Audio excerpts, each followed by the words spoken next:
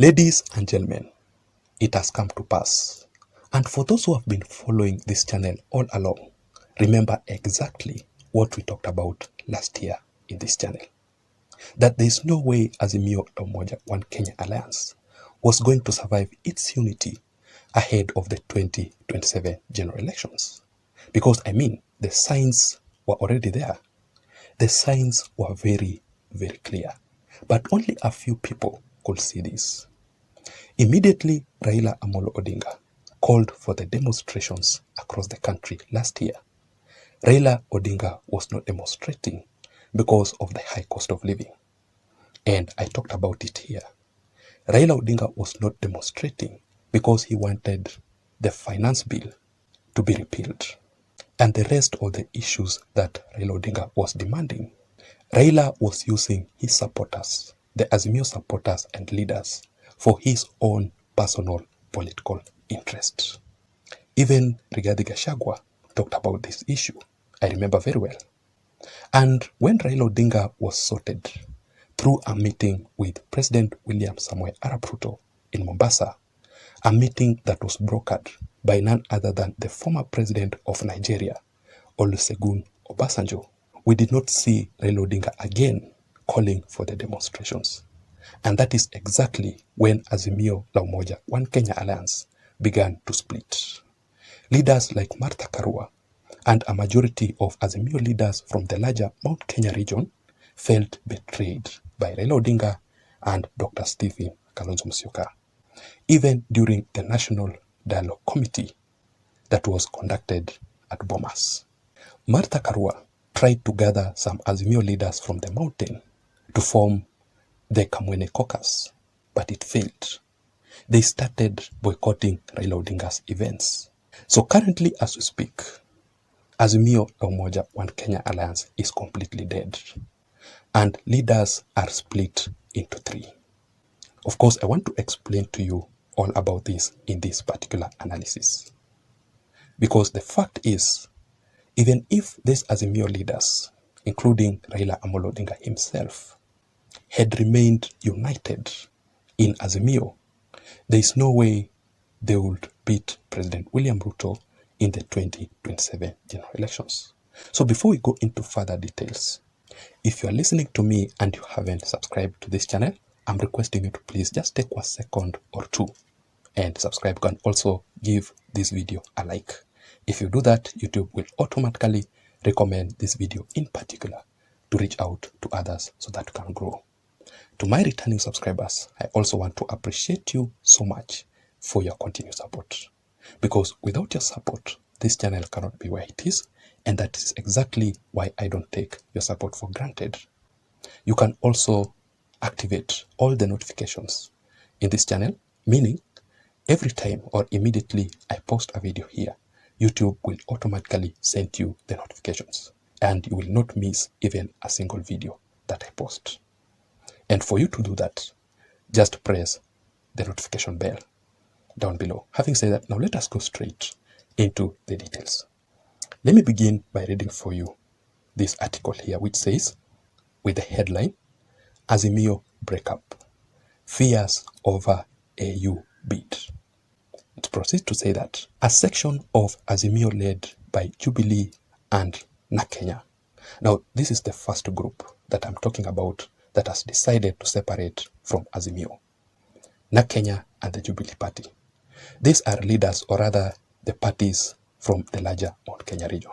So it says that a section of Azimio-led Jubilee and Nakenya invites 13 parties for a meeting to plot their destiny after Raila Odinga's rapprochement with President William Ruto in a move that presents the ODM leader with a major headache as he bids to steady the opposition ship.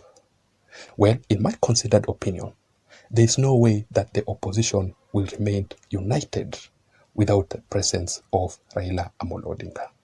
From the same article, let me also read for you what Jeremiah Kioni is talking about here. He says, although Azimio is intact, the Jubilee Party, and I don't really know if the Jubilee Party still exists. I don't think so. But he says that the Jubilee Party and other political parties reached a consensus that we shall have the meeting to discuss the economic and political way forward as the Mount Kenya region. It's funny enough that these Azimio leaders from the larger Mount Kenya region, Jeremiah Kioni and the rest, have always talked about the economic issues and the political move for the larger Mount Kenya region. But the fact remains that President William Ruto and Rigathi Gachagua, the Kenya Kwanza Alliance and UDA still remains popular in the larger Mount Kenya region. So no matter how many times these leaders will try to deny the truth, but it will remain that way. So the second group that has decided to separate itself from Azimio, let me read for you this article. It says, Raila Amolo Odinga's exit, Gideon Moi, Kalonzo Musyoka meet. And I want you to have a look at these photos here. You can see Gideon Moi, Kalonzo Musyoka, Eugene Wamalwa, and Mwangi wa Iria. This is the second group. They are together out of Azimio. Proceed to say that Jocelyn, Wiper Party leader Dr. Stephen Kalonzo Musyoka, met KANU chairman Gideon Moi, who has been missing from the political scene, in the attempt to cobble up an alliance as he intensified his campaign to take over the leadership of Azimio from the opposition chief, Right Honorable Raila Amolo Odinga. The former Vice President, Kalonzo Musyoka, of course, insists he must be on the ballot in the 2027 contest. I don't know if Kalonzo Musyoka is telling the truth, because even previously, ahead of the 2022 general elections, Kalonzo Musyoka was saying exact things that he must be on the ballot. So let us wait and see how things will turn out to be. But the re-emergence of Gideon Moi here is also significant, because Gideon Moi has never been in good terms with Raila Amolo Odinga in Azimio. And that is why, now that Raila Odinga is no longer active in Azimio, Gideon Moi is now coming out. But the third group here is now the ODM party. The ODM party is also collapsing ahead of the 2027 general elections, because Raila Amolo Odinga will also exit from the ODM party leadership for his African Union Commission chairmanship position. And that is why I'm saying here that I will not be surprised if ODM will join the Kenya Kwanza Alliance ahead of the 2027 general elections. Let me read for you this article, which says, Raila base soft on William Ruto. It proceeds to say that Nyanza residents who have been hostile to President William Ruto gave him a red carpet welcome because of backing his rival's bid, Raila Amolo Odinga, for the AU post. As I wind up, there are two things that will likely to happen ahead of the 2027 general elections on Dr. Stephen Kalonzo Musyoka. Number one, the revival of the One Kenya Alliance, OKA. Do you know that OKA still exists? It is only that OKA was so much inactive because it was swallowed by Azimio la Umoja Alliance. And that is why it is called Azimio la Umoja One Kenya Alliance. One Kenya Alliance was led by Gideon Moi, Kalonzo Musyoka, Musalia Mudavadi, and Wetangula. But Musalia Mudavadi and Wetangula played their political cards very well and decided to join President William Ruto, and they are now in the government.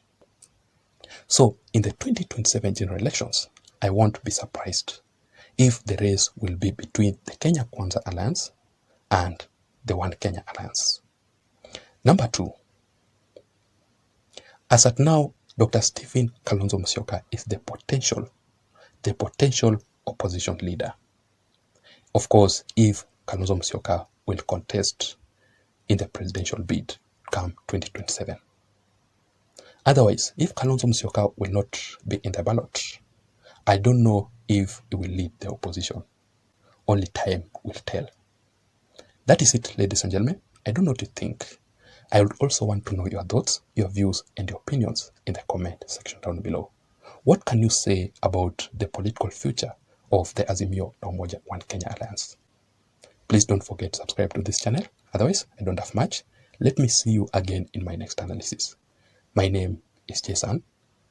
Bye-bye.